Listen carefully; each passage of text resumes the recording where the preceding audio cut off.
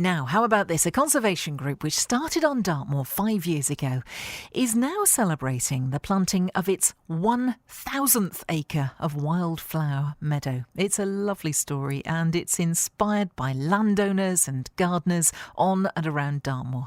There are now similar groups of meadow makers in other parts of the county. Founder of the community group, Moor Meadows, Donna Cox, and ecologist Tracey are on the line with me this morning. Morning to you both. Good morning, Pippa. Morning, Pippa. Morning. I love this story. And I was just saying, Donna, to you that having sort of done a few gardening programmes on Radio Devon in years past, this is just something that people are really embracing, isn't it? The idea of planting, more wild meadows. How did you start with all of this? I started because I was concerned about wildlife declines, and what I did is I let all the grass in our fields grow up to see what plants were already in there. And the best ones, those that had flowers already, were put into active meadow management. And that basically means essentially livestock are excluded from fields from March to the end of July. And then the field is either cut and baled or simply grazed down. And we've seen a fantastic transformation on our land because of that, because actually meadows are really important habitats for wildlife, particularly insects, and they bring in so much wildlife. I mean, they're just alive in summer, the sound of the bees and crickets and grasshoppers. So that's how I started. So just to set the context, you're in Buckfastleigh, aren't you? Yes. And you've got about 70 acres?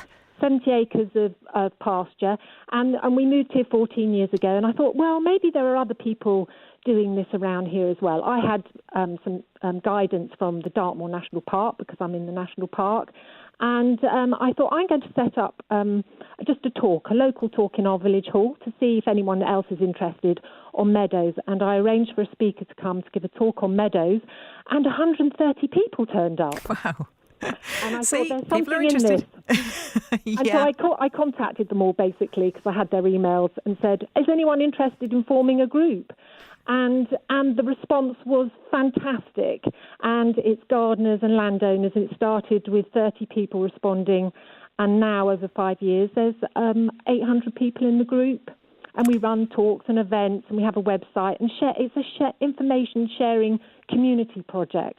Yeah. It's all community-based and all volunteers. There's a balance, though, because, a lot of people that you're working with need to work the land, don't they, for, for profit, to stay afloat. So absolutely. Is that a problem, trying to balance, giving away a lot of this land for the wild and actually using it to manage? That's a very good question. I mean, I personally think, it's not either or. There's got to be room for both. And yes, I'm in a fortunate position where I can manage my land for nature, and I do. But actually, the land is fantastic for. We have many farmers now in the group, and actually they're going back to managing some of their fields, not all of them, in a traditional way as a hay meadow.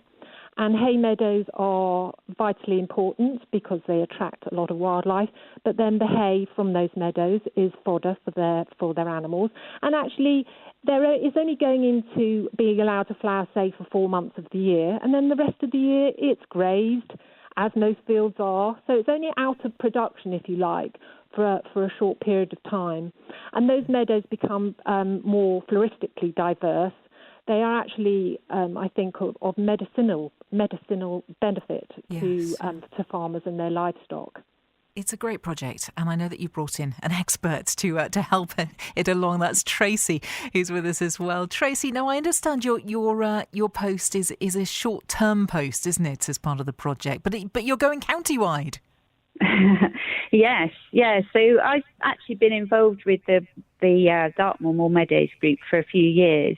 I don't have a big bit of land like Donna, but I do things in my own garden, and I've also been working on roadside veg groups locally as well. So I jumped at the chance to help really try and support a whole network of groups across Devon.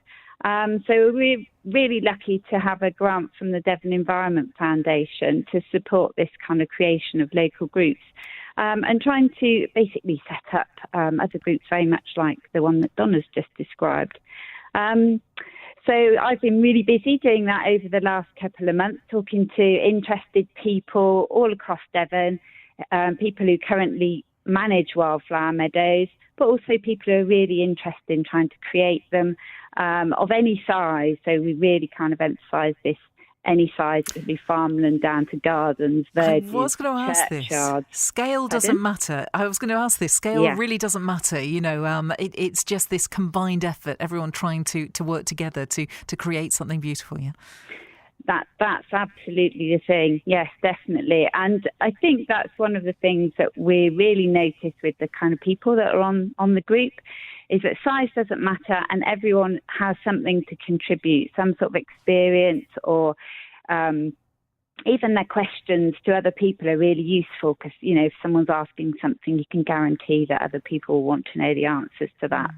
So we've set up an online community. So this is what I've been doing, is talking to people across Devon and setting up this Meadow Makers Forum, which is really a kind of networking site where people can talk to each other, they can ask questions, they can share their knowledge, and there's going to be there are sort of developing resources on there. So it's really trying to bring, people across Devon all together, enable them to find people near to them so that they can also start these groups in the same way that Donna described, maybe start a talk in a village hall and just start something going so that they've got their own kind of support network near to them so they can have their own kind of sizing workshops or meadow open days and all the wonderful things that Moor Meadows has been doing over the last few years. Oh, how lovely. I know a lot of this can be done in a socially distanced way, which is great. And I'm sure that if anyone wants to find out more information, we'll give out the Moor Meadows website in just a bit. But just a very basic sort of point. If you have a little tiny bit of land even in the corner of your garden, how do you actually go about setting up a little wildflower area there? It's ever so easy. I mean, this is one of the great things, actually, is that most people that have a garden might well have a lawn. And a really simple thing that you can do is just leave some parts of that. You can leave all of it if you like. Some people like to mow a path or mow some edges so that it looks quite intentional. But you can leave some parts of those lawns uncut from sort of May onwards. Some people like to leave it to the end of the summer, but even if you just leave it for May and June, for example, and just see what comes up, see what wildflowers you've already got in your lawn, and many people are really surprised. And then actually what happens then is just see what other wildlife comes. And you'd be surprised suddenly you start seeing different butterflies that you might have in your garden that actually feed on the grasses, birds, and also lots of other insects in the same way that Donna was just describing. And the big thing, and especially really important with things as they are at the moment, and while we're in lockdown and under sort of restrictions and things, is to enjoy it, is to really just kind of slow down and watch and enjoy nature, and your garden is the absolute ideal place to do that. Oh, there are real benefits for all of us doing this. Donna, are there any specific places or gardens that have got involved in your project that you're really proud of? Any specific places that I'm proud of? Well, everybody in the group it's actually either their own meadow or, for example, Throwley Churchyard, which is a little churchyard on Dartmoor, has got involved, and they've been managing actually their churchyard for the last 20 years as a mini nature reserve, and they're also in the group. So it's a wide mix of people, and I think you can be proud of having a meadow on your garden roof. Or, as Tracey says, in your garden, just a little tiny patch. A meadow can be the size of a kitchen table or smaller. So I think everybody who has a meadow can be really proud of it because actually they're doing something fantastic for nature. I know that my husband has scattered a few wildflower seeds in a little tiny patch that we have, and we're really excited to see what happens. But it will take a little while, won't it, Tracey, to establish? It can do if you're starting from seed. A lot of meadow plants are perennial, so those are plants that are there all the time. They don't kind of, flower and then die. So they often take a couple of years before you'll actually see flowers. But it it just gets better over time. You'll see a little bit to start with, and then as you perhaps keep that management, keep those areas long for parts of the year, you'll start seeing other things develop and arrive.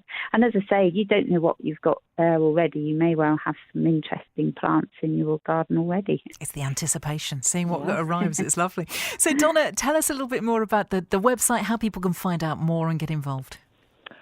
Okay, how people get involved is anyone is welcome to join the Online Meadows Forum, as Tracey has said, because that's a resource for budding meadow makers, and it's for people who manage meadows or anyone who wants to create one of any size.